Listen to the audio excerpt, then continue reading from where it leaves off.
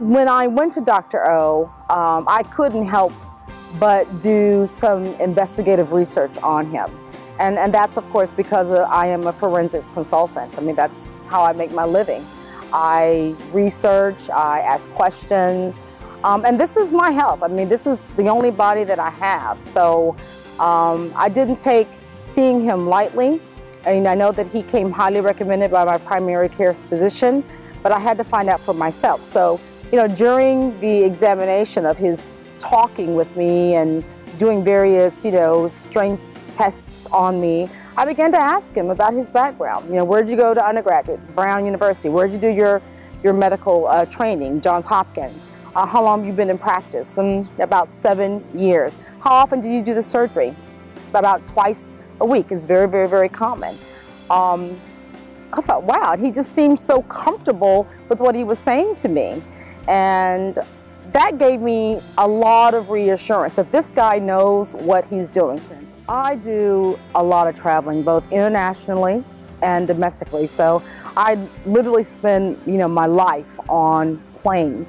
And I remember one flight, I was in so much pain that the flight attendants cleared the row of seats, gave me a bag of ice so that I could lie down. And I was in tears on the flight, and the flight attendants were so helpful. I knew then that I really, really had to get some help. And that's when I went running to my primary care physician, and he sent me to Dr. O. The pain was so excruciating. I couldn't work, I couldn't sit, I couldn't stand, I couldn't fly. And then of course it affected my personal life. I was always in tears, and my fiance felt helpless because he could not help me.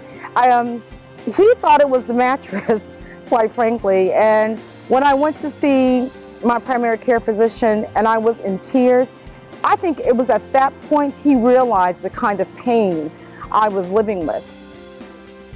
For someone to tell me that I would feel better, not just a little bit better, but better, and that eventually the pain will go away, it literally made me cry. I cried, and he hugged me because he knew how much pain I was in.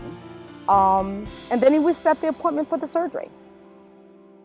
She had conservative care, she had use of medications, physical therapy, she had injections. None of these helped the pain adequately. When I met her, she was practically in tears, and I felt very sorry for her. And I was hoping I could find something that would be helpful to her in terms of getting her better. Fortunately, when I reviewed her imaging, she had a large herniation on MRI, and I knew that taking care of this herniation would be the way to get her better. So I was actually very excited once I made this finding. So this is a model of the spine. The disc sits in front of the spine and the nerves sit behind the spine. When you have a herniation, the disc pushes back and pushes onto the nerve and sits on the nerve. So someone who travels, when you have a change in barometric pressure, then that nerve tends to see more pressure because the disc tends to change its orientation and puts more pressure on that nerve. And that nerve pain leads to pain traveling down the arm. And this is what Rosalind was experiencing every time she traveled. Every time that plane goes up and down, the barometric pressure increased to a point where that nerve was essentially getting crushed. And this caused us significant pain, significant discomfort. And when I met her, she talked about the frustration that she had from this pain and not knowing exactly how to resolve her pain. She had seen many doctors, was given different diagnoses. Finally, she had an MRI performed. The MRI showed exactly what the problem was, and ultimately she ended up seeing me. And upon assessing her, I felt very confident that I could make her much better. The biggest thing you'll notice is that your arm pain is improved almost immediately. Once the pressure is off that nerve, the relief is so dramatic, and Rosalind definitely demonstrated this. And I was very excited going in, knowing that she would wake up and be much more comfortable. And thankfully, she did demonstrate exactly what I hoped that she would. And her recovery was pretty good. She recovered essentially within a week. When I saw her back in the office at 2 weeks, she was happy, much more comfortable, and she was just asking me about her next travel plan. So, clear indication that she had a successful outcome. He's at 333 Grand Avenue, Jersey City, New Jersey. So you don't have to, live in misery. Go do it. I've done a lot of wonderful things for myself.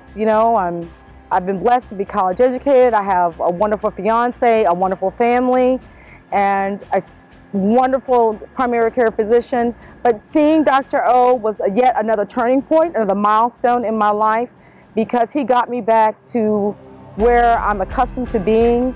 You know, now I can go, after my recovery, I can go back to work healthy. My life is great.